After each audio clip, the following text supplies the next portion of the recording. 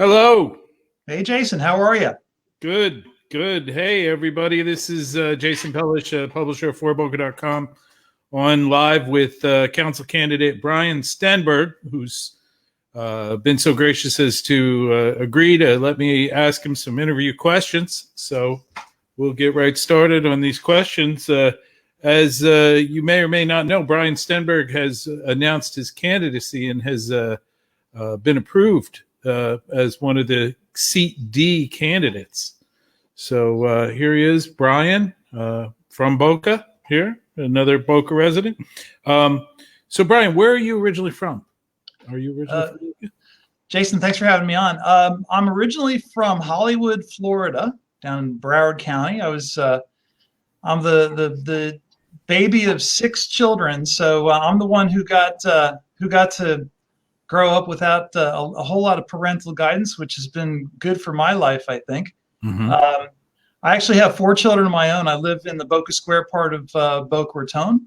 My kids, I got a couple kids that attend the University of Florida, one at Dreyfus School of the Arts and another one at Bach Middle School of the Arts, both in West Palm Beach. My kids attended Addison Meisner Elementary School. So a lot of the parents in my kids' generations would probably recognize me from having been on the bike and walking to school. And I think my wife is probably a little more noteworthy than I am in that regard. But I've owned my house in Boca Raton since, for the last 23 years, which was around the time that my wife and I were married and got our first dog and first mutual car. Oh, wow. Wow. Been here in Boca a long time, huh? Yeah, I'd lived in and out of Boca for a while because I've got family here, and so I shacked up with my sister and her husband for a little while I was in college, and I rented an apartment over at off of Camino Real. I can't remember the name. Anyway, it was a condo. Anyway, it was great. Been in Boca Raton for a long time. Very happy to own my home here and to be part of the community. And you said you had kids who went to school here in Boca. Did they go straight from Addison Meisner to Dreyfus? Well, so Dreyfus is the high school of the arts, and Bach Middle School is the middle school of the arts, obviously. And they all had to audition to enter both of those schools, and so they went to Bach first. And I still have one at Bach in 7th grade, and I have a son at Dreyfus in the 10th grade. And my daughters both graduated from Dreyfus after going to Bach. And all of the 3 of the kids are vocalists, and one is a visual artist. Wow! So a lot of talent in our house. How about you? Do you sing? You do any music? I love music, and I used to sing in the choir at St. Joan of Arc Catholic Church. Oh, really? And I did that. I did that for I don't know, a few years, maybe 3-4 years, something like that. And my wife and I were having children. We had young children, and after a while of her sitting in the pews wrestling children, she says, "You got to not be up there having a good time. You got to be down here with me." So I ended my my choir singing career and sat in the pew with Jennifer. So which is okay. I still like to sing. I definitely sing in the shower, and I sing in the car. So what do you do for work professionally? What's your trade? For the last 26 years, I've been involved in the property management field. I actually am part owner of a company has been based in Boca Raton, still is based in Boca Raton, that we manage, lease, develop property that's all medical office buildings. And we've done solely that for the duration of the company's history. So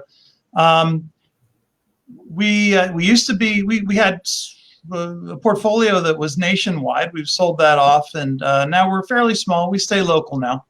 But it's been the experience of being involved as a property manager and managing a portfolio of millions of dollars worth of buildings has taught me a lot about the importance of private property rights, the importance of understanding how taxes work, the importance of trying to balance a budget, having to explain, when your common area maintenance costs go up or down, mostly up in the case of commercial buildings, having to explain that to people and actually having an understanding of what you're talking about. So it's been a really great experience.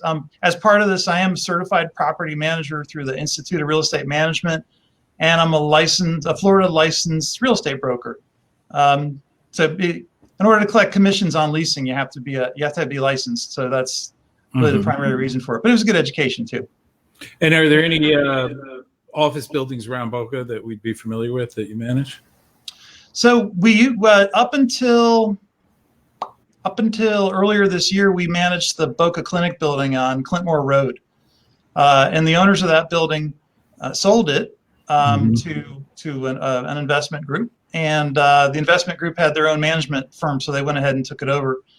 Many years ago, we developed the 1905 Clintmore Road building, so a little bit west of the fire station on Clintmore Road. Yeah, and a long time ago, in the early stages of my career, I managed the Galen Medical Building at 880 Northwest 13th Street, and that was one of the buildings where I cut my teeth. So it was. But a lot of our stuff now, we've got things in Jupiter, and we do third-party management, and we also do we own a couple of buildings and take care of those. And do you work directly with doctors? Do you interface with doctors on? Yeah, we do. Probably 99% of our tenants are doctors, and so as the property manager, we are the liaison basically between the owner and the tenants. And so, we're the ones who bill the rent and collect the rent. We pay all the bills, and we make sure that the planning is done to make sure the buildings are maintained and so on. And it's a really interesting role, and it's one of those roles that in the industry, when people ask about it sometimes, well, how did you end up getting into it? And everybody I know always says, it's kind of an accident. I was doing something else and I came across an opportunity. And frankly, that was my experience as well. I started out in public relations, if that's any surprise. I went to the University of Florida, graduated with a degree in public relations with the College of Journalism and Communications. Wow. Cool. Right off the bat, I got a job in New York City. I was there from January 1st to around the end of August in 1992. I came home the weekend of Hurricane Andrew, and luckily I had a job waiting for me. And one of our clients was JM Family Associates, and we got to do a bunch of kind of neat hurricane relief type of things that they were doing. And my boss had helped set them up, and it was fun. It was nice to come back here and to be able to help out. And up to that point, I hadn't really lived through a hurricane yet, and so it was an eye-opener for me because there hadn't really been anything since the 70s. Like, I think Hurricane David was even the closest thing we ever had. Yeah. So anyway, long story short, I ended up laid off after about 2 years of working with this firm. And I had a good opportunity to get into the real estate management business through a family connection. Mm-hmm. And I didn't know how to manage property, but I figured it out. So that's what I've been doing. I guess I've been successful at it because I'm still doing it. Cool. So what made you decide to run for city council? I've wanted for a long time to run. One of the things that kind of started to cement the idea in my head was that I got the opportunity to participate in the Chamber's Leadership Boca program in 2001. And in doing that, I got to see a lot of the behind the scenes things that happen at the city, such as, we got to go to the water and sewer plant and see how the water gets treated and what happens with the sewer. And, I realized, I started to look around. I'm like, wow, you know what? Every single day we touch something that is city oriented. It's the sidewalk, the street. I'm looking out the window. The sidewalk, the streets. We turn on the water. We flush the toilet. We go to the parks. We go to the beach. All these things that you take for granted every day. And by the way, you're paying for all that stuff. And so it's important to have. It's important to know that you have people in place who have lived the life of living in the city and understand what it's like to pay your bills and understand what it's like when your water gets shut off because there's a break in the main water line or something like that. and to look around this community and look around at surrounding communities like Fort Lauderdale and see that you don't want to have sewer pouring out of the ground and the city having to spend tens and tens of millions of dollars to fix it when they could have actually put the money into it ahead of time like Boca Raton does. And so I want to protect things like that. I want to make things like that happen. And I think I'm in a good position to do that because I think I feel like I have a better understanding of how a lot of things like that work than the person who I'm running against. And so I want to bring the experience that I have professionally and as a fellow resident, as a fellow taxpayer. I want to bring that because I feel like it's been a gift for me, and I'm very happy to share what I know and what I can do. So back in 2001, you first started thinking about running because of the Chamber's Leadership Council, you said. But I noticed you were one of the 32 people who signed up to be part of this temporary assignment, this temporary appointment. Right. And so had you made your mind up then? I know you said back to me way back then when that happened that you were thinking about it. What made you know about that appointment so that you applied and became one of those 32 people? I think I first heard about the appointment coming up probably from an email or something, an announcement that the city made, because I'm on the city's email list. Mm-hmm. I didn't really expect. I thought the council was going to just leave the seat open either until Jeremy came back from Qatar or, until his term was up, whichever came first. So I kind of assumed that they would just keep it that way because there doesn't appear to be anything all that controversial coming up between now and the election. But the opportunity came up and I figured, why not throw my hat in? And I'll step back a little bit to tell you that probably I started in earnest about this idea of running for council. I mean, probably around the end of 1997. At that time, if you remember, there was the renewed talk of rebuilding the Addison Meisner Elementary School, and the city floated the idea of trying to work a deal with having the school district work a deal with Sugar Sand Park and the Beach and Park District to use part of Sugar Sand Park to rebuild the school. And it's interesting because at first I thought, that's a pretty neat idea because you could get the school built really fast and there wouldn't be any lag time and the kids wouldn't have to go to a temporary school or anything like that. And then I thought about it a little bit more, and I thought about the legal complications of doing that, and the fact that I believed then, and I still believe now, that parks are for parks. You shouldn't put a school in a park. It's just not. At the end of the day, it's not a really good use of park and recreation space, which is it's exceedingly rare. So I think it's important to protect it. So anyway, I led a neighborhood and an area effort to lobby to keep the school in place. And so I sponsored and hosted a meeting over at Sugar Sand Park in the auditorium. It was almost a packed house. And I had people email and call City Hall and City Council and just repeat it over and over and over. I posted a lot on Nextdoor. I posted on Facebook. And so the word was heard loud and clear that we wanted to have the school rebuilt in place. And yes, the school is bigger than the old one. Yes, it is built to a higher capacity than the old one. When I look at the plans for it, I see that it's actually it looks like it's on a fairly smaller footprint than the old school too, because it's a 2-story facility and it allows for more traffic to stack on the school site. So I think at the end of the day, it's a better project for the overall neighborhood. I would tell you that it has a very positive impact on property values in the area. I'd tell you it gives probably a 20% bump that you wouldn't get anywhere else, just because you can walk your kids to school. So that process was sort of the kickoff of what you see today. And today, I decided to run against Monica because although I respect I respect her position on the council and so on. I think I can do a better job.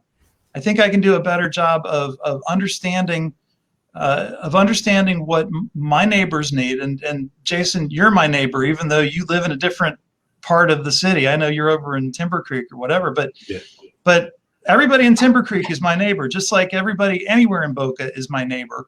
And it's important to me to recognize that everybody in Boca has everybody's got a different opinion about everything, and everything everybody has to say is very important, because it's definitely important to them, and it may catch on with other people. So I feel like I can do a better job of connecting with folks to help them be more engaged with their community and understand that the people who they elect to represent them with their city government are going to listen and going to take seriously what is said on the street. So you decided to go for Seat D instead of Seat C. Yeah, that's correct. Yeah. And, there's a lot of people running for that Seat C right now. Right. What do you think you would have had a chance if you had got in there at Seat C as opposed to running against the incumbent, Monica Mayotte? So I think that a lot of the messaging that I would like to get across to people would be lost if I was in the Seat C scrum, because there's going to be a lot of things going on with that. And I think that if you have an unopposed incumbent running, which is another matter, I really think that an incumbent should not be unopposed. I think people deserve to have a choice, and if they feel like the choice is the better choice, then they should have the ability to pick that better choice. Mm-hmm. And one of the things I like about running against an incumbent is that it not only forces me to do my homework, because I have a lot of homework to do, as you can imagine, but it also forces Monica to do some homework, and it also forces the people who are sitting on city council now to sort of perk their eyes up a little bit and say, "Uh-oh, here he comes," because this isn't the first time that I've gone and I've been at city council a number of times, and I've said a number of things, to try to get the city and the city council to do a better job. I'm not discounting the job they have done. I think the city does a wonderful job of managing. I just think that there's always room for improvement, and there's always a better way to do it. So, and honestly, I don't know every answer, because we're obviously 2020 has been quite a year, and so we're looking forward without really having the benefit of understanding what you would typically expect in order to make plans for the future. So, for example, the city, because of COVID concerns, the city wasn't able to do its goal setting session earlier this year. They always do it in, I think, May. And that's where all the city leaders and the department heads and so on get together, and they talk about all the different priorities of the city and the concerns and the demands. And they were not able to do that this year. So we're still working based on an understanding of things that happened in the past. Well, the immediate past of the last 9 or so months has been a train wreck, and there's a lot of things that we're going to have to figure out. And I feel like I have a better, since I'm kind of, I'm a fresh face. I feel like I'm in a better position to be able to take a fresh approach and not worry about, fixing problems that I've created in the past. So I feel very comfortable in that position. I don't feel like I'm inexperienced or anything like that, because the fact is that it's a new day, man. There's a lot of things that we're going to have to figure out anew, because we've been in such a weird, precarious position for a long time now. And I know things will change as we go forward, but it's every day you hear the news, and it's something else that's a little bit frightful, and so you got to roll with it, obviously, but you also have to figure out how you can do a better job going forward. Yeah, great. So what would you change if you got elected? What would some directions that we're going in now So be changed by you getting in? So one of the things one of the things that stands out to me is that Boca, we have a large convention and meeting venue at the resort that's it's going to go through some major renovations in the coming months under the new ownership. We've got the Marriott. There's a couple of big facilities, and we've got a lot of amenities in the city that people can rely on. I would like to see the city do a better job at coordinating with meeting planners from around the world. Because remember, we do have an international airport, right next to FAU.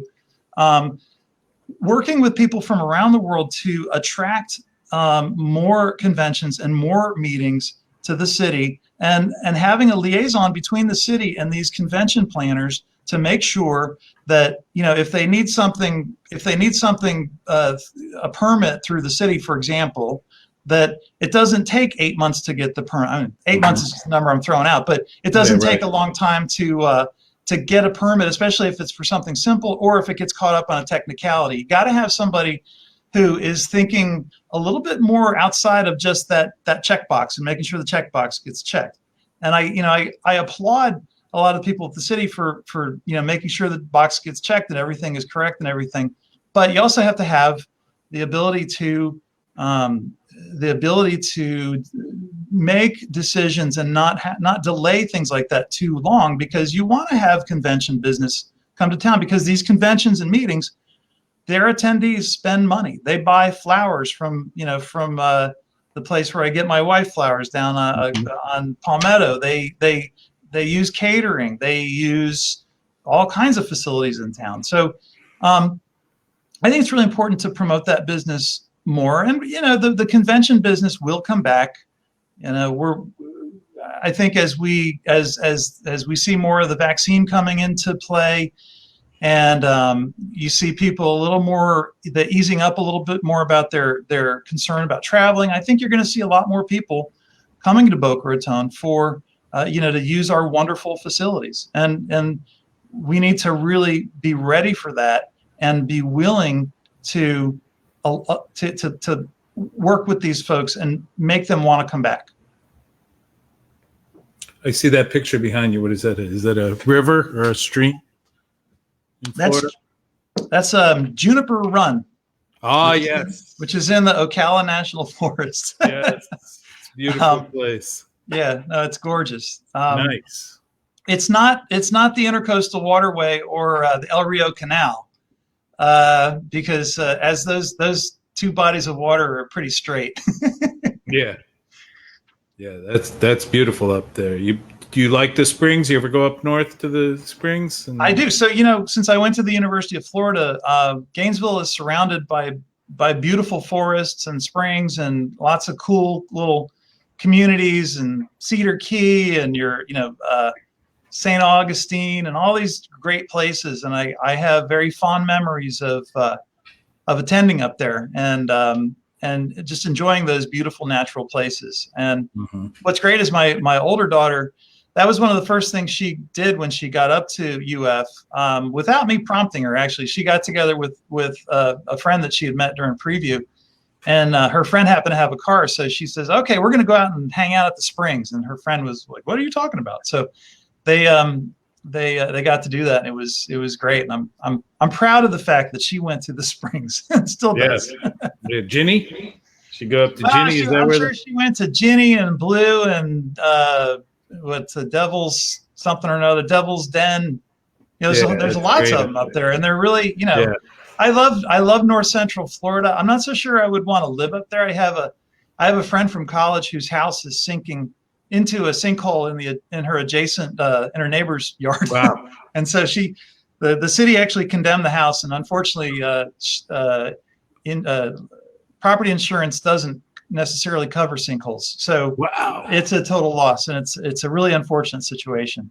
So I gave her and her husband $100 because I felt really bad. There's nothing else I could do.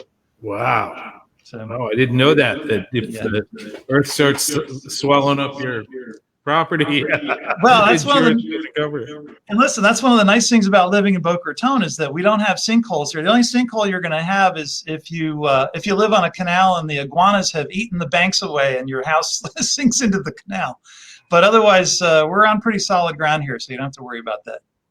So DeSantis has released the order that he started back in March, I think it was last year, that gave leeway to local governments and allowed them to meet online, digitally, as opposed to meeting in chambers. And that order got discontinued. I think it was in October, but through the end of October, but through November and now through December, City Council is still continuing to meet online as opposed to meeting in person in public. And what do you think about that?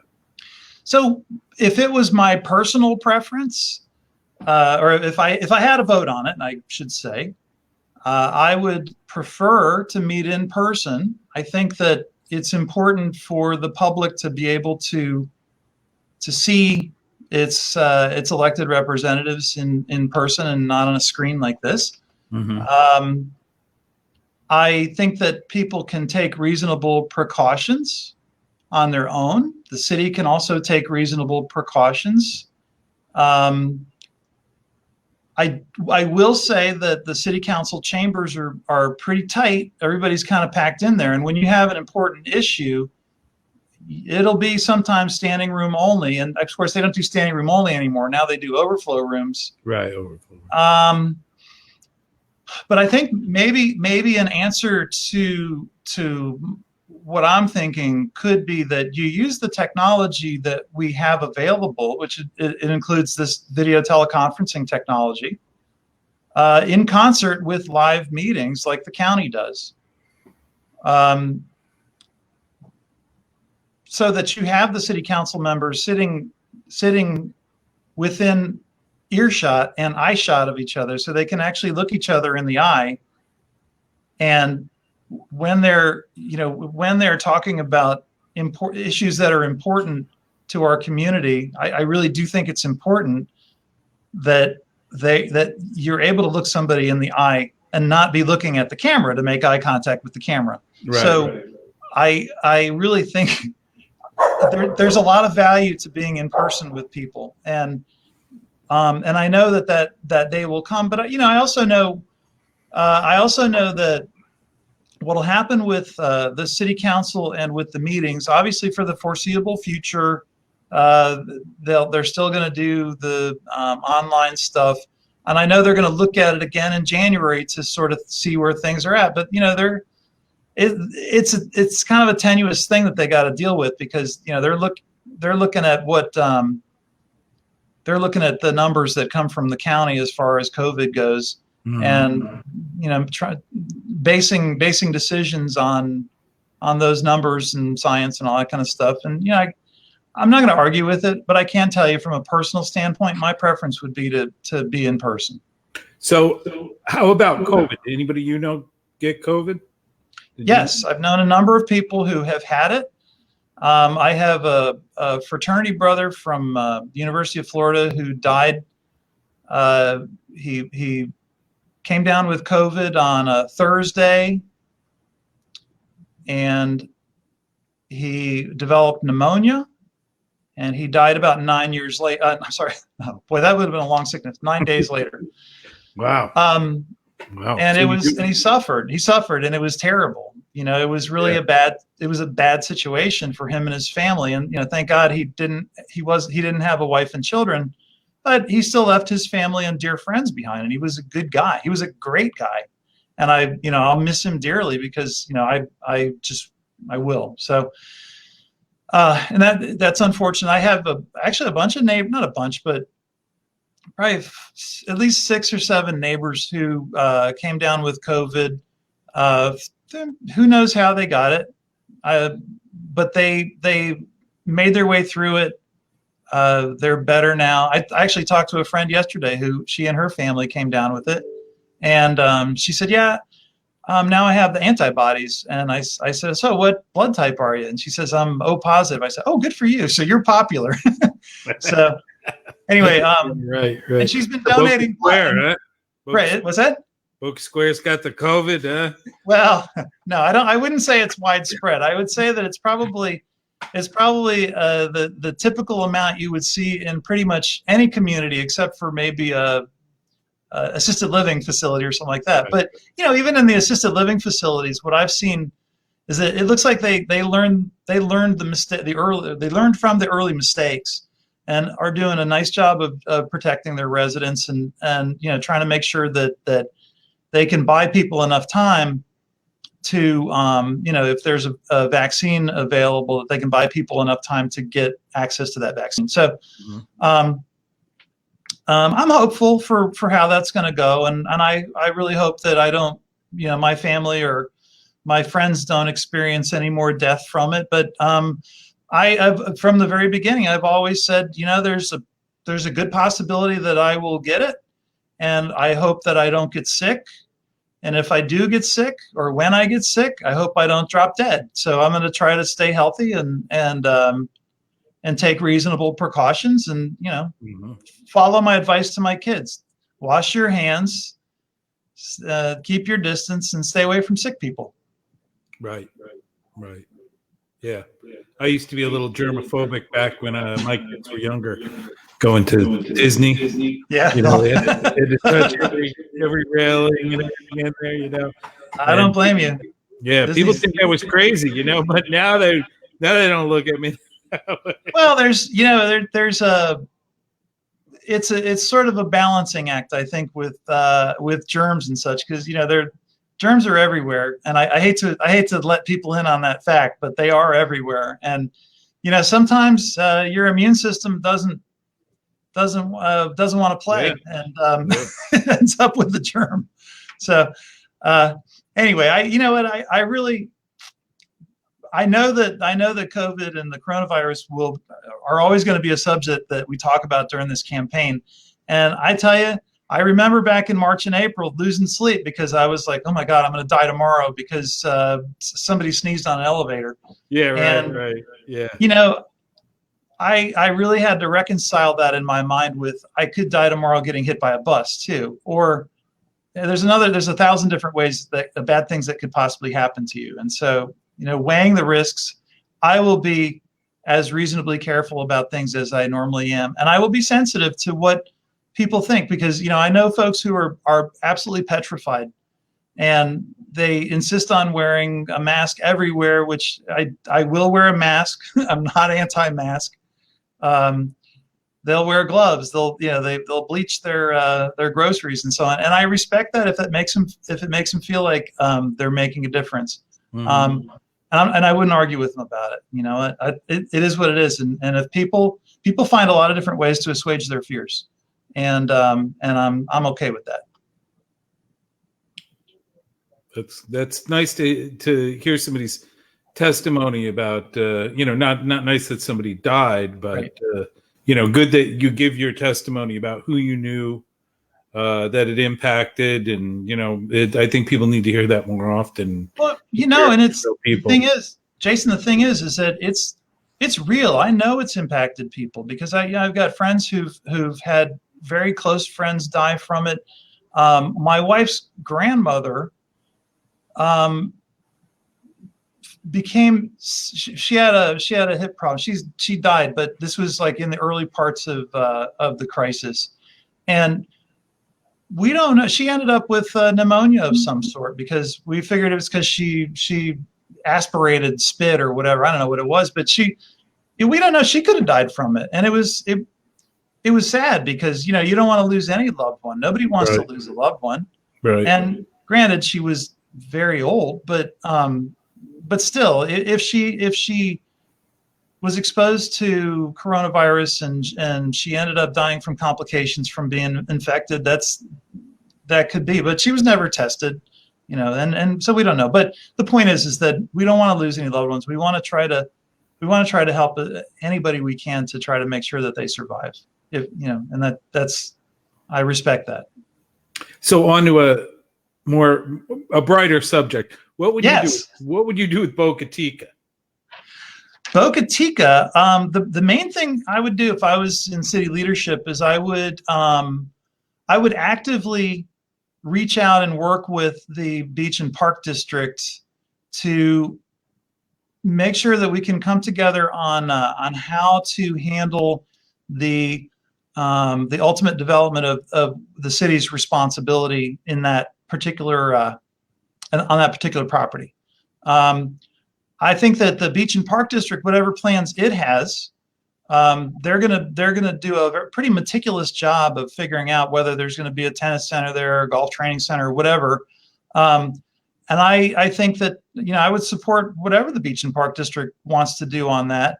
But I really think it's important that we go to the days with the Beach and Park District where the city and the district work hand in hand to make that property work for the betterment of the entire community. Mm-hmm. And I think it's got, I like the idea that there's open space, because I think open space within our city is really important. All the parks that we have are such a huge component of why people love it so much here, because you can find anything cool to do in a park, and it's never that far away. And so, did you ever golf there? Well, it was a golf course. At Boca Chica? Yeah. So Ocean Breeze, I think it was called. No, I never did. The only golf club in Boca Raton, or the only Boca Raton golf club I've ever golfed at, was the Muni course out on Glades Road. And I'm actually not a very good golfer. Don't purport to be. But whatever golf course the city or the Beach and Park District is involved in, I will golf there periodically. Mm-hmm. And the problem I have with golfing is often that I start out, I got to loosen up a little bit. I make some terrible shots, and then I have a couple of beers, and my shots get better. And then all of a sudden I'm like hitting them long and straight, and I'm maybe on a par 5, I'm getting 10 or something like that. And it's really going good for me. And then I get another beer in me and forget it. It's like, I just stopped losing count. So I guess I'm not even a drinker with a golf problem. I guess I'm just a terrible golfer. So, and how about pickleball? Did anybody ever talk you into playing pickleball? One of my dearest friends from college, his son is a championship pickleball player, and he's only he's my son's age, so he's around 15, 14. Wow, young. Yeah, which is unusual. Crowd. This kid is the future. This kid is the future of the sport. Wow. And I'm actually happy to see pickleball develop in Boca Raton, because my hope is that it will attract younger people, mm-hmm. and get them involved. And I'll tell you what, I was at the Hillsborough El Rio Park the other day, and the place that was packed at 3:00 on a Friday was the pickleball courts. So I have a neighbor who is addicted to pickleball, and I by myself have not played it yet. No, but I know a lot of people who love it dearly and just are really wrapped up in it, almost more so than golf. So I will try it at some point, but because it does a silly name, pickleball. I mean, but there's no pickleball involved, right? Pickleball, it's the game of the people. Yeah, it's a lot of people want it. I'm surprised at how many people are asking for pickleball. Yeah, it's funny because I forget the guy's name, but the pickleball guru of Boca Raton, you see him at every meeting, and you hear him on the city council calls, and he is just he's like the prophet of pickleball and the pickleball apostle. He's out there, promoting it, and I love to hear it because he's so enthusiastic about it. And that's one of the great things about Boca, is that there are some just truly passionate people about certain things, whether it's the sport or whatever. There's a lot of really wonderful, smart, passionate people here. Mm-hmm. And, and that's another reason why I'm running too, because I know that I'm surrounded by people who are probably a lot smarter than I am. But I feel like I can make myself a better person by coming in contact with them.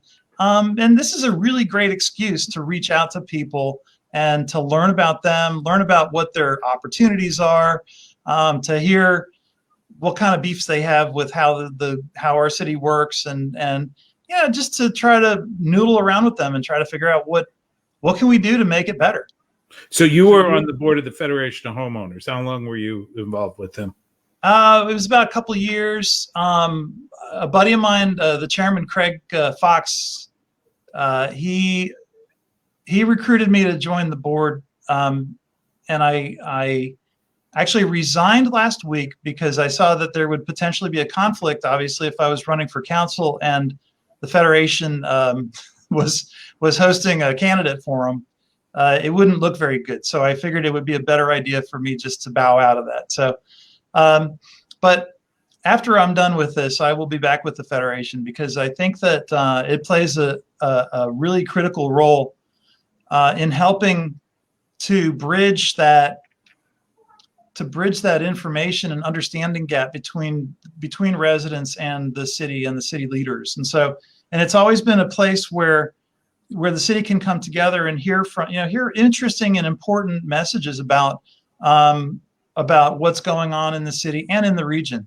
One of my favorite guests that we've had over the last couple of years was Stephen Abrams, who, the Tri-Rail guy, former mayor, county commissioner, man about town. And it's always, I've found it exciting to hear from him, to just hear what he had to say about what's going on with Tri-Rail. And, I think somebody might have asked him about what was going on with Brightline kind of early in the process. So lots of interesting guests. And I'm looking for, the Federation has been down, not down, but has been out with not doing in-person meetings. And my hope is that they'll be able to get back up and running with in-person meetings next year sometime. Okay, so here's another subject: beach construction.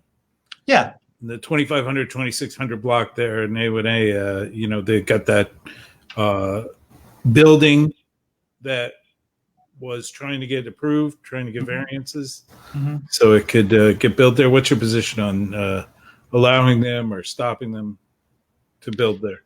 All right. Well, I'm not going to take a position on that, because I wouldn't want to have the parties to that on either side say Brian has a prejudiced opinion about it. And that's not anything that I would ever I would not make any political promise on it or any guarantees or anything like that, because unfortunately, if you prejudice yourself with a project like that, especially that's a hot project, because obviously you got some vested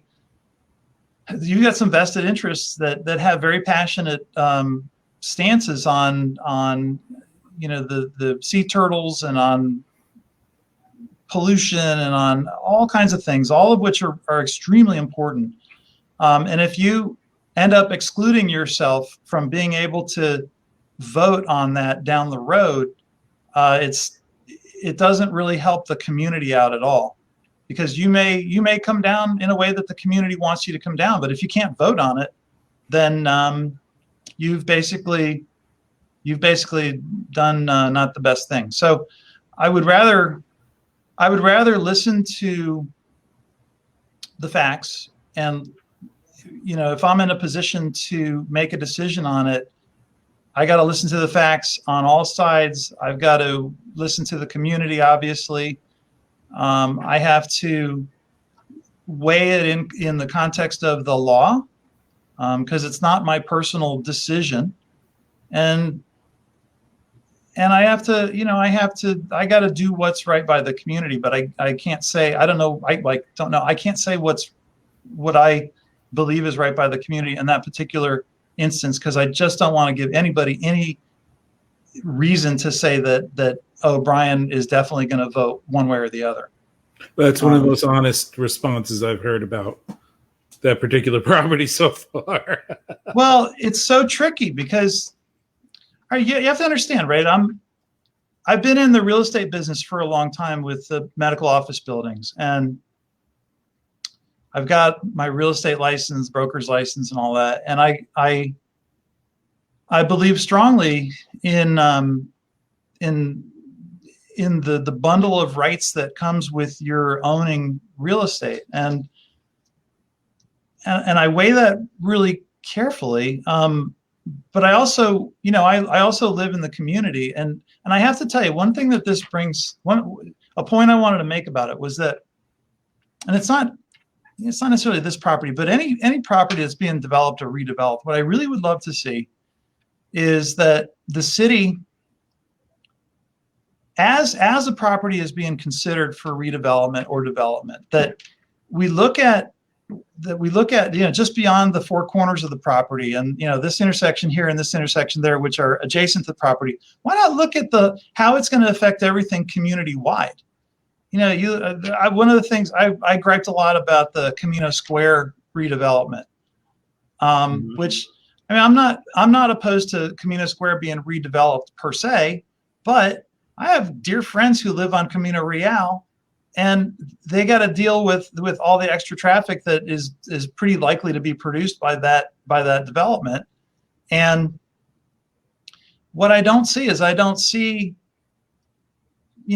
what the county's going to be repaving and doing some changes on Camino in the coming year, but I don't see a concerted effort to talk about what can we do to maybe slow some traffic on Camino Real so people aren't racing at 80 miles an hour every day and running over people's dogs and ramming into their cars as they back out of the driveway. What can we do to make Camino Real safer? Because traffic is higher on Camino Real every year because there's more stuff going on downtown. That's great that downtown is developing, and it's great that that you have people living downtown and working downtown and so on, because I think you need growth.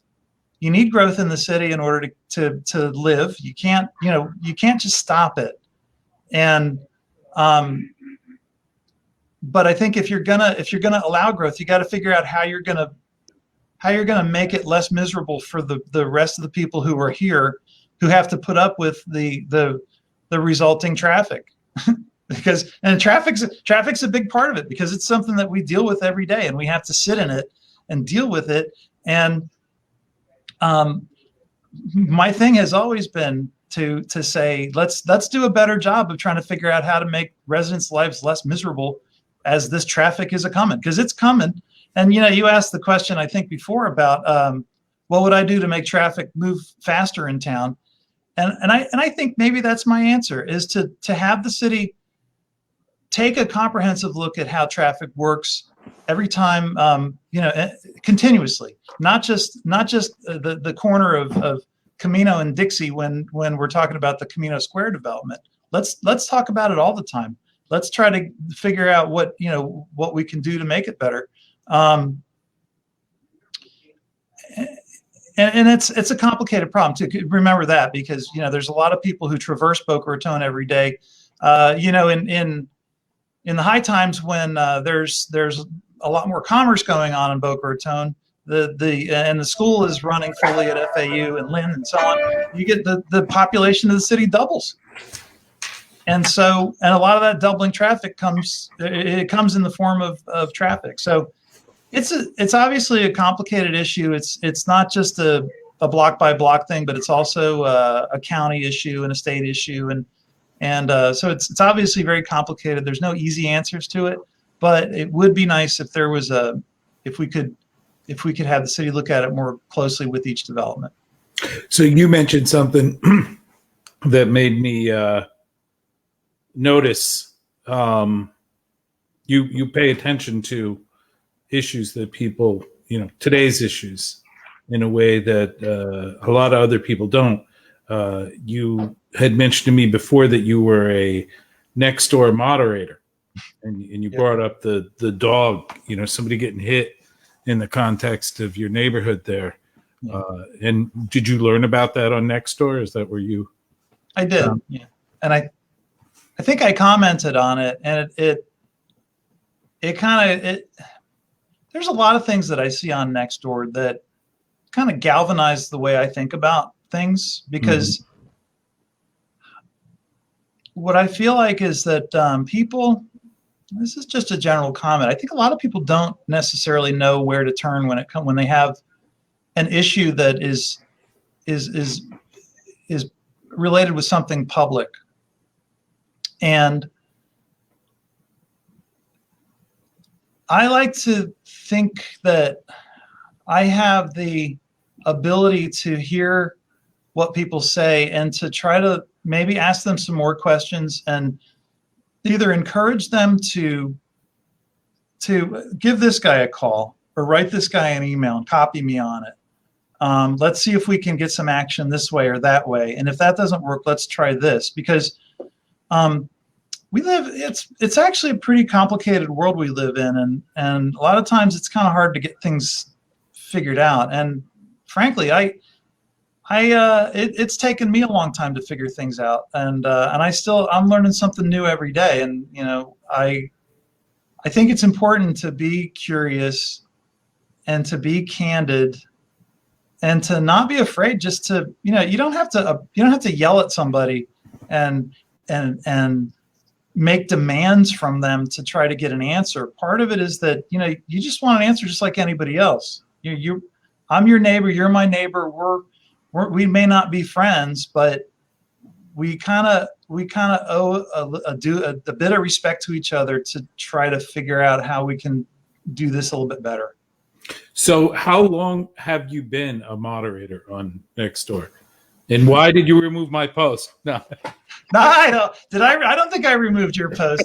Jason, I'm pretty careful about your posts. I got your number. So it's actually a funny question you ask, because I remember when Nextdoor was first starting to roll out, it was the Boca police were saying, you should join Nextdoor. It's a good idea. And I'm thinking, that's creepy. Next, they're going to want to look. They're going to want to link into my Ring doorbell camera. Right. They already. All right. So, and don't get me wrong. I'm a supporter of the Boca Police, and I think that they do a phenomenally good job. And I'm proud to call them my neighbors, and I'm very happy to scratch my tax check to help pay for the protection they provide us and the professionalism they do it with. They're amazing. So anyway, I kept on getting these mailers and emails, and you come join us, get on our site. And so after a while, a good friend of mine who our kids have been in school together for a long time, she says, you would probably enjoy this Nextdoor, and I want to make you a lead. I'm like, I don't want to do it. I don't want to have anything to do with that. It's creepy. And boy, I'll tell you what, I got onto it, and I saw, and what's funny is it actually fulfilled an idea that I was thinking long before Facebook. So in Boca Square, we have this thing called the Boca Square Civic Association, which it was set up in '63, and they came up with all these deed restrictions, and you got to clean your roof, and you can't let your grass grow too long, and all this kind of stuff. And eventually the city tightened up its codes and basically took over whatever self-governing responsibility the Civic Association had. So now what it is, it's still the Civic Association entity still pops around, and I keep it alive because I know that at some point it has a bank account, it does a tax return, for example, and I know at some point that it'll come in handy for stuff like neighborhood signage, which in Boca Square we don't. The association is a voluntary organization, so we can't force any members to join. We can't force any members to pay into it. So any money the association gets is all voluntary. So, for instance, one of the things that I've wanted to do for a million years is to have better neighborhood signage. And so a neighbor a couple of years ago said, I'm going to take it over and raise money for signage. And I'm like, okay, great, go ahead, do it. So she took it over and she raised like $1,500. That's still in the account today. But anyway, I always thought that something like Nextdoor would be very helpful for a community like Boca Square, and for a lot of communities. And if it's well attended and used properly, it can actually help people understand their community better. and figure out ways to communicate with each other. And maybe actually instead of griping about the guy down the street who, whose dog craps on your yard every day, maybe go down and say, hey, would you mind not having your dog crap on my yard?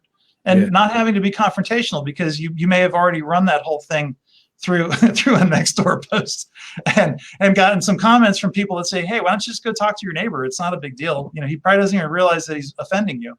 So I think at the end of the day, if it's well run and it's well moderated and not over moderated, I think it's actually it's really a wonderful communication tool. So how about Ocean Strand? Let's talk about that for a second. Now, this is the unused parcel of land on A1A that's north of Gumbo Limbo, north of the condos that are just to the north of Gumbo Limbo. And, they've broken ground on that. Is there anything you'd like to see be done with that particular property different than, the pedestrian park? Well, I'm satisfied with whatever the Beach and Park District wants to do with it. I think that, and because you think about how the Beach and Park District, where they get their money, it's everybody in Boca from the ocean to the turnpike. So that includes unincorporated areas. Yeah. Which means they have a larger constituency than just the city of Boca Raton.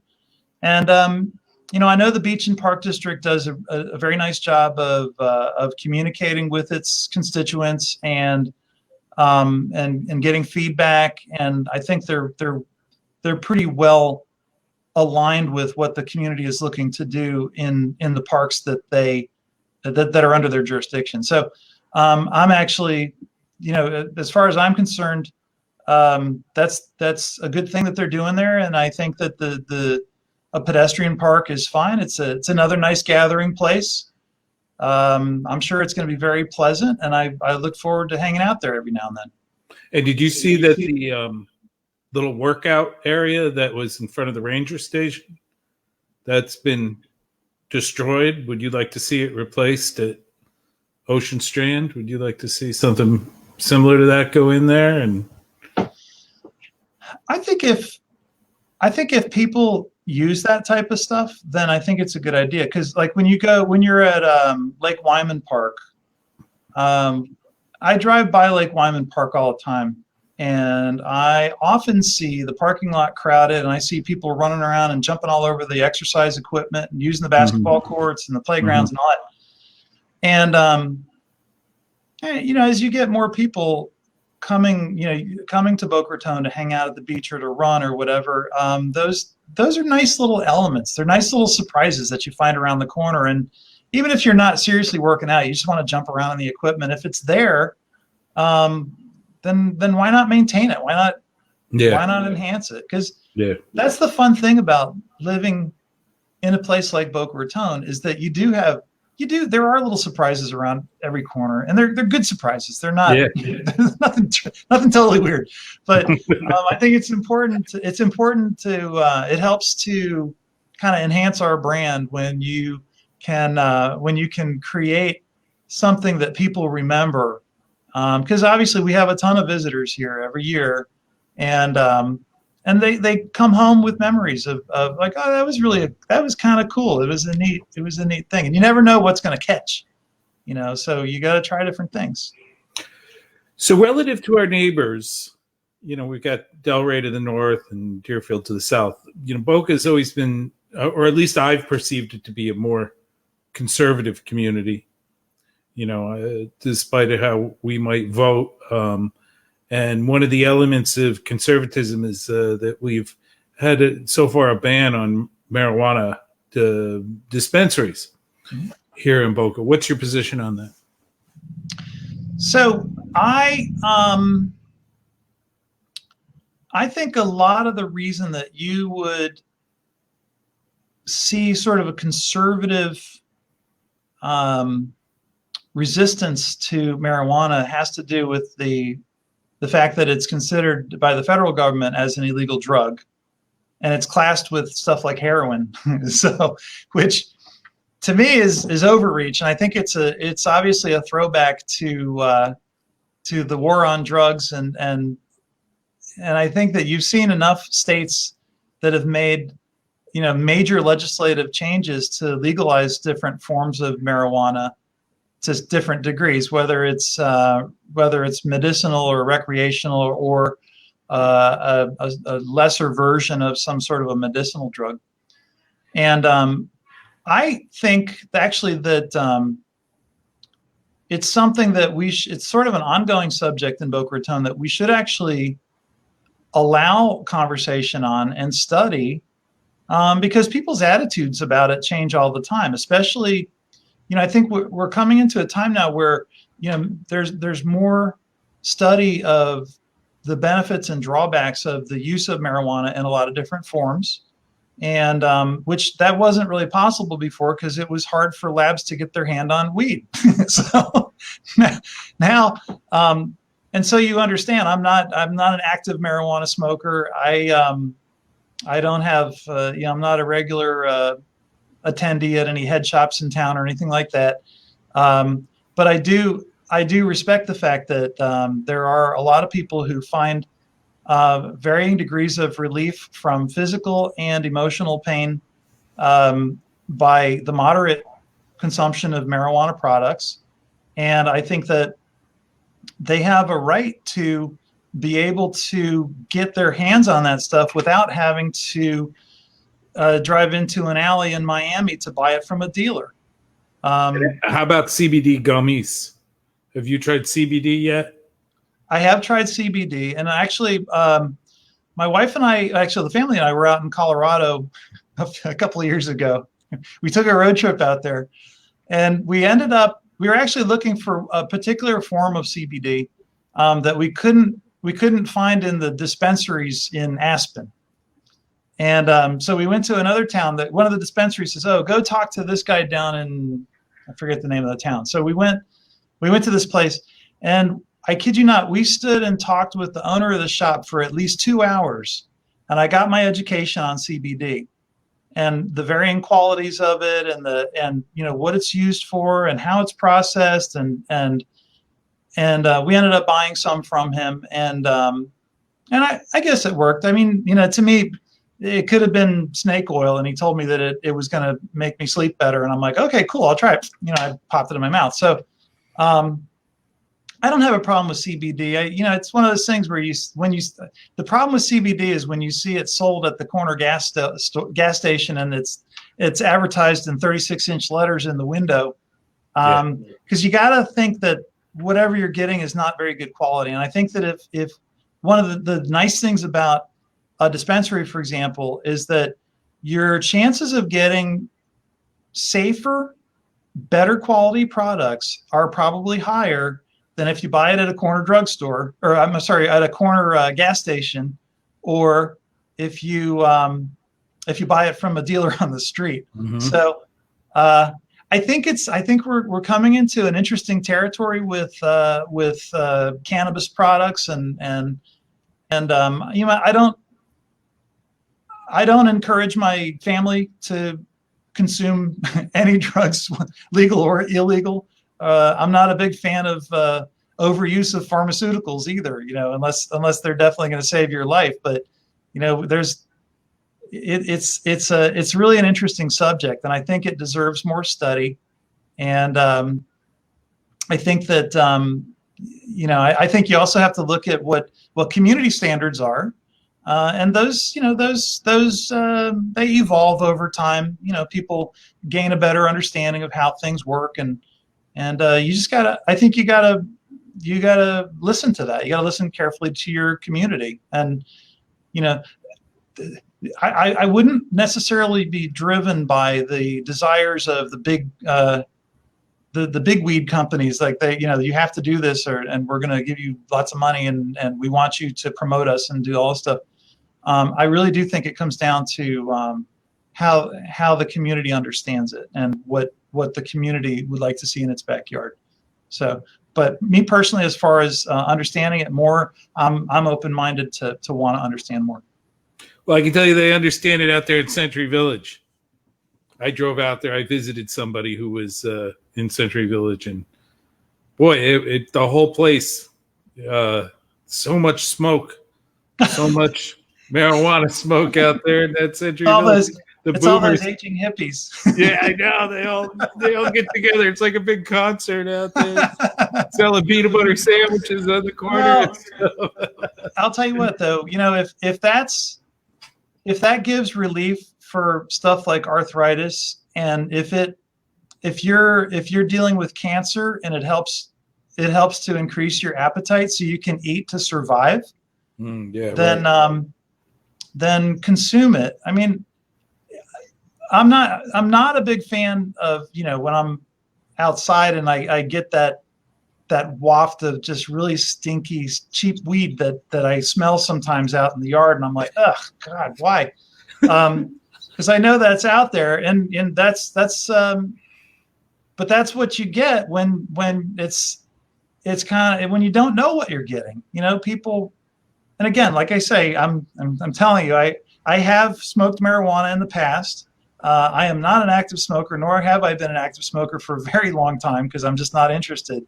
But for those who choose to do it, I really think it's best that they get it in a safe spot. Because, think about this for a minute. If you're a drug user, illegal or illegal, and you get the drug, how many times have you heard of people getting a hold of drugs and ending up with fentanyl in the drug? Yeah, right. Dying. Right. Heroin that has fentanyl in it or something like that. And that happens, and it's devastating. There's so many. I mean, I would tell you that or I would guarantee you that so many of the problems that you see of people who are just destitute and out on the street and can't put two and two together to make it work for them, they have some sort of a drug problem, and it's horrible because it's a lot of people don't understand that. They're like, oh, they choose to be that way, or that there's a lot more to it than that. It's overly complicated, and a lot of people don't understand that. So another we have a lot to do. Let's talk about another kind of dealer besides drug dealers. Let's talk about car dealerships. Car dealerships in Boca. What do you think about our restriction or prohibitions against car dealerships here in Boca? I'm fine with what we've got. There's plenty of dealerships up in Del Rey, and there's plenty of dealerships down in Deerfield if you want to go kick the tires. Frankly, I think a growing number of people, if they want to buy an automobile, buy it online anyway. And with that, your dealer could be just about anywhere, and we'll ship the car to your house even if you want. So I don't think it's necessarily to set up a lot in Boca Raton with the blazing lights 4 feet apart, lighting up the night sky. And frankly, that a lot of the cars that are sold in Boca Raton are kind of go along with the Boca Raton brand. You can buy a high-end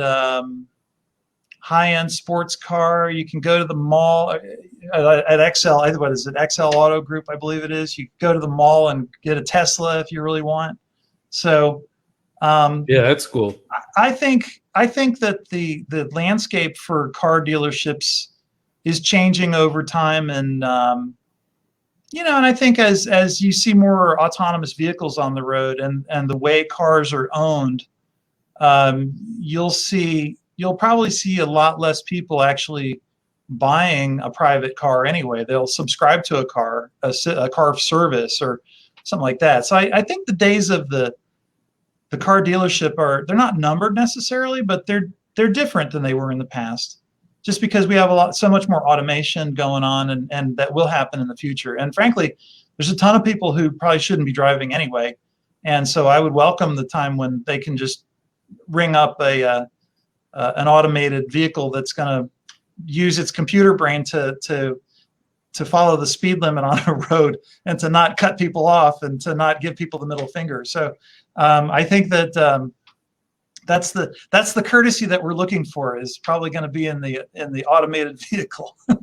Well, what about sign restrictions? You said no flashing signs or anything like that, but we have probably one of the most stringent sign prohibitions here in Boca than any place. I mean, you never see signs. Mm-hmm. Do you think that should continue, or Yeah, why not? I think that's part of the Boca brand. You know, I like the idea of understatement, and I think the restriction on signage is a form of understatement.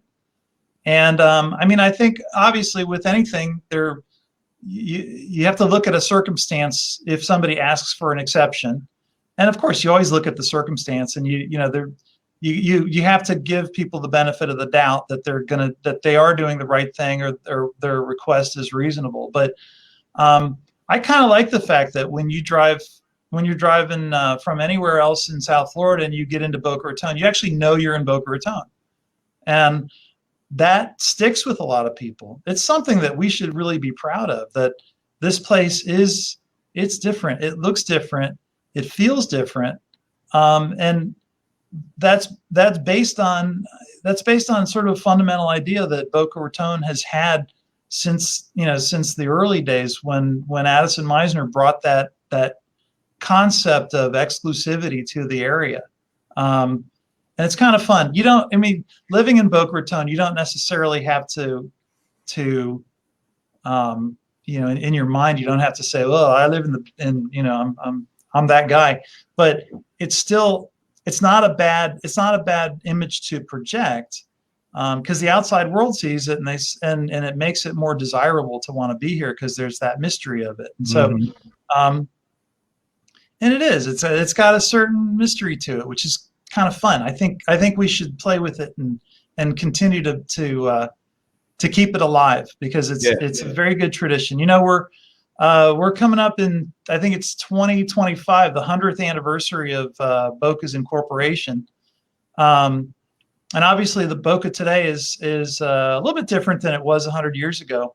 But you know, this is the time that we ought to be thinking about that century, and what does the century mean? What's going to happen in the next century? So you know, there's a lot of neat opportunities to think about Boca's brand and where it goes, and how we can attract businesses to boost the prosperity of Boca Raton, to create jobs, to bring in income. Because believe me, if you have prosperity in your city, everybody becomes prosperous. It's a better deal all around. And I think that we can. I mean, I know we can do it. Part of it is just people need to know that you can set up a business here in Boca Raton. It's not going to take you, you're not going to have to give your left kidney to get a permit, and you're not going to grow a long COVID beard waiting for your inspections to take place, and then just to have something checked off that maybe could be dealt with administratively and not create a whole mess. Okay, so here's something that's kind of controversial in this restriction that we've got on conversion therapy, gay conversion therapy. So, there's two different kinds of conversion therapies. There's the therapy that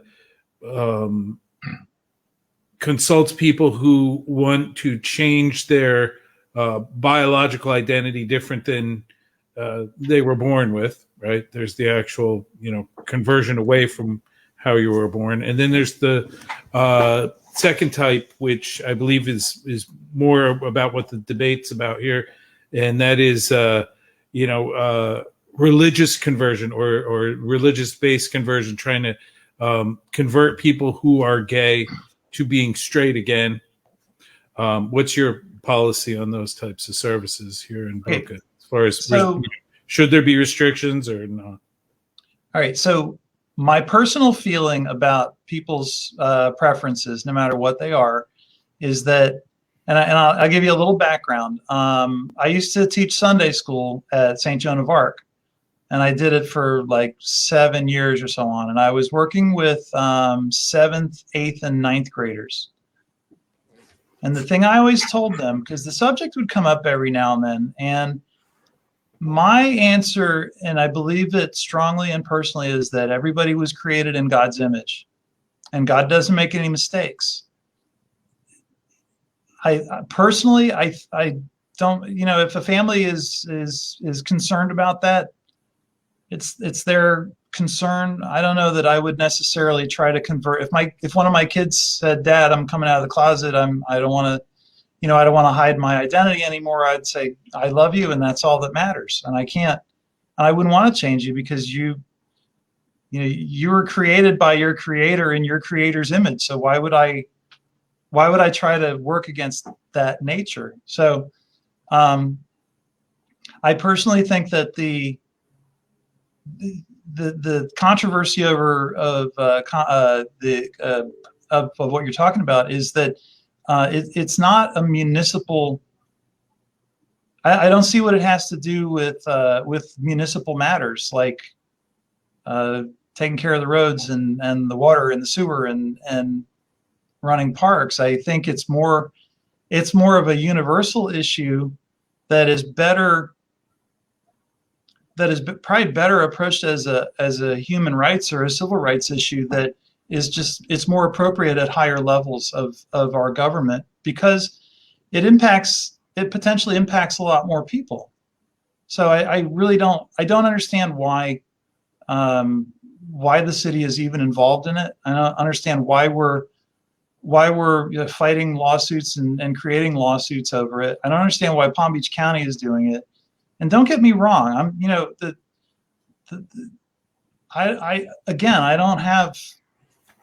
I don't think that the way I see everybody in the world is that we're all the same.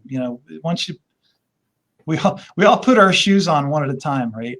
And I think that we're all granted basic human rights, and to protect those human rights is important. But I don't know that the city is the place to start that.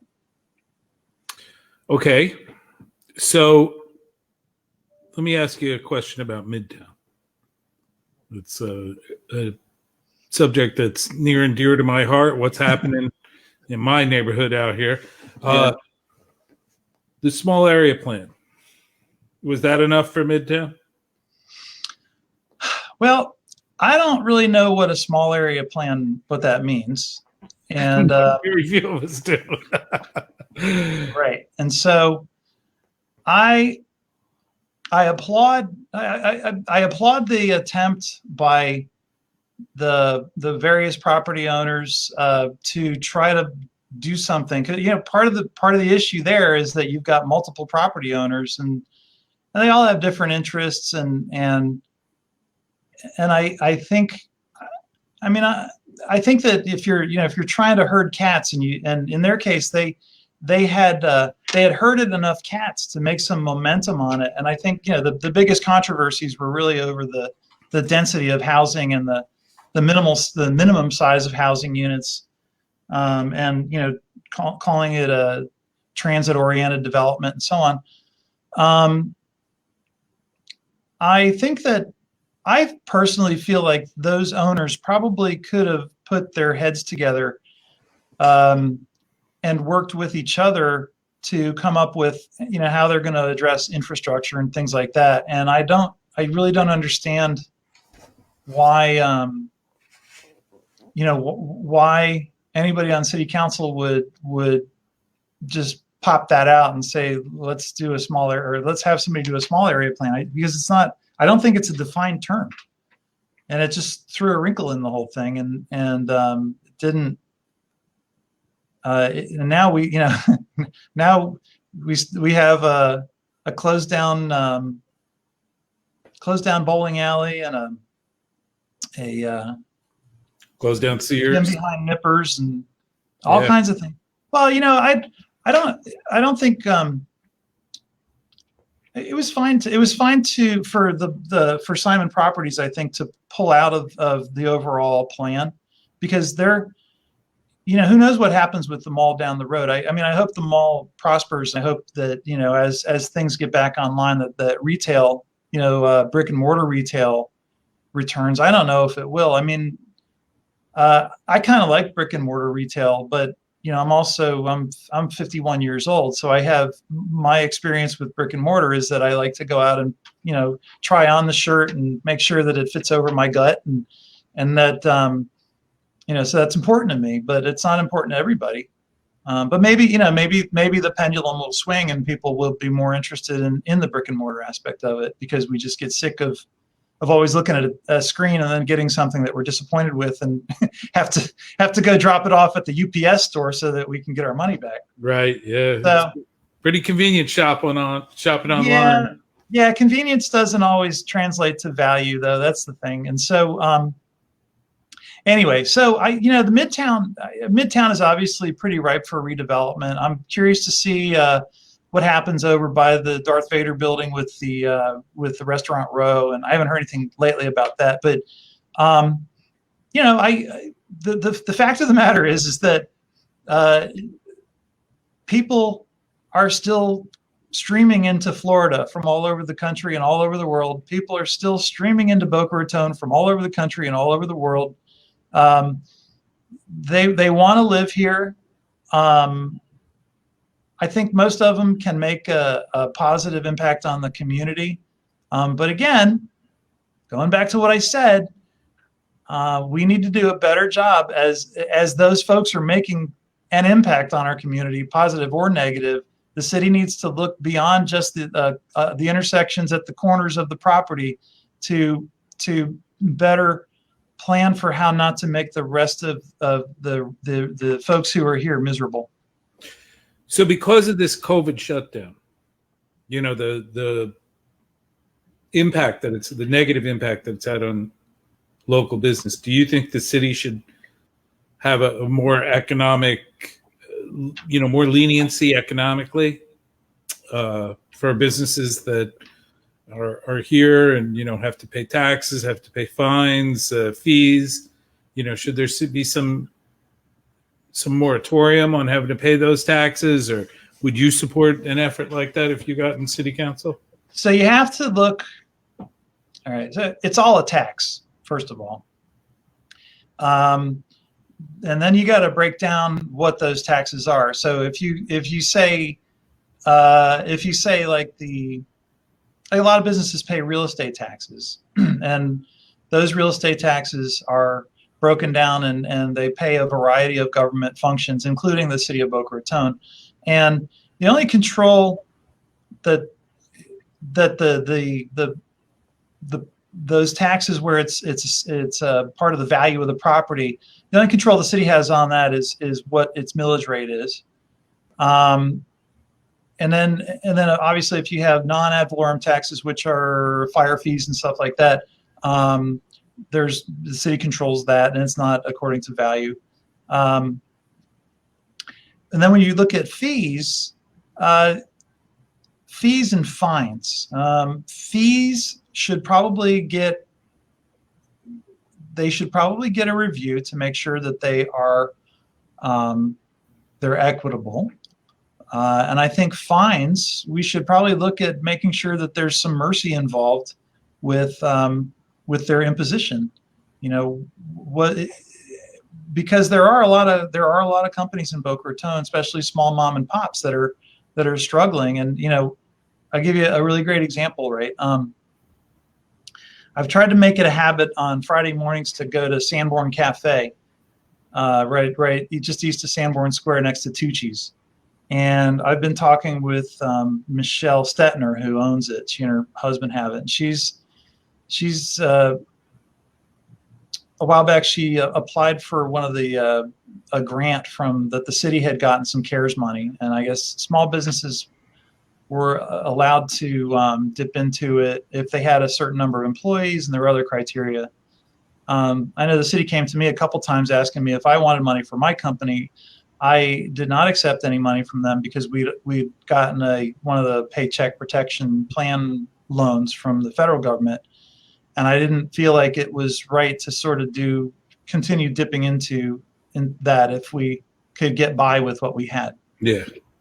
So anyway, her issue was that she went to the city, and under the city's rules that were established, around the time that they knew they were going to get the grant, was that you had to have 3 or more employees. Well, it's just her and a lady who comes in doing 1099 work. Yeah. And they said, no, you can't have it. She's like, I need a new freezer. My freezer just died. No, I'm sorry. You don't have 3 employees. You can't do it. So the last time I checked, she was still appealing to try to get the $5,000 and I guess there was excess money left over. But it's stuff like that where you just have to kind of, again, you got to weigh the cost and the value, and is the value greater than the cost? And listen, I know that there is not an unlimited fountain of money. Money does not grow in trees. If I had a money tree, that would be wonderful, but I don't. Nobody does. And I absolutely appreciate that that we have to, as elected leaders, you have to be a prudent steward of public money, because that public money is coming out of your pocket, it's coming out of my pocket, and I don't want it to be wasted. I want it to be properly used, and I want it to be better used. And so I think that as far as taxes go, we're moving into a really challenging time, because with all the you go around town and you see a lot of the commercial buildings with vacant space in them. I guarantee you that a lot of those landlords are preparing on January 2nd to send their tax consultants and their real estate tax consultants their rent rolls and their income statements to prove to the county property appraiser that their property is worth a lot less than it was last year. And they are, the property appraiser is already going to be reducing values in anticipation of the fact that there's a lot more vacancy in town and all over the county. And so that's going to have an impact on the city of Boca Raton's budgets over the next few years. We don't quite yet know what the impact is going to be, because it's kind of offset by the volume of residential real estate sales that have gone on, and the elevated values that all that has happened at. But that'll, if you have a bust in the residential real estate market at some point, which it's happened before, it'll happen again, that'll have an impact on the money that comes into the city. And so one of the things I would never do is I would never say, I guarantee you we're not going to have lower taxes, because I don't think that's in the cards anytime soon, because a big part of what happens is you still have to have services that are provided to the stakeholders in the city, and you got to pay for those services. And if you have lower value contributing tax dollars to the service, the expense of the service is still there, and it still has to be paid for, which means the taxes end up going up. And so, Boca has enjoyed a very competitive tax rate for many years. We've had an excellent value of all of our collective properties.